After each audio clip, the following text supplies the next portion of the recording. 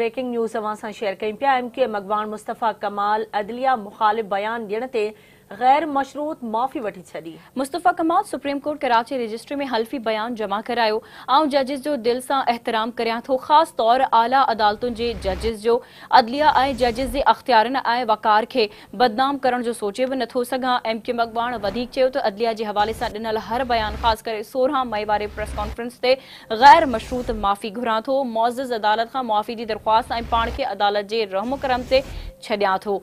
Supreme court अदलिया मुखालिफ press conference ते फैसल वाबडाई मुस्तफ़ा कमाल के तौहीने अदालत जो नोटिस जारी कयो हो। अहम ख़बर मां शेयर कर रहा हूं। MK मगवान मुस्तफ़ा कमाल अदलिया मुखालिफ बयान ॾियण ते गैर मशरूत माफ़ी घुरी वरती आहे। मुस्तफ़ा कमाल सुप्रीम कोर्ट कराची रजिस्ट्री में हल्फी बयान जमा कराए छॾियो आहे। आऊं जजिस जो दिल सां एहतराम करियां थो, ख़ासि तौर आला अदालतुनि जे जजिस जो मुस्तफ़ा कमाल जो वधीक चवण हो त अदलिया ऐं जजिस जे अख्तियारनि ऐं वक़ार खे बदनाम करण जो सोचे बि नथो सघां।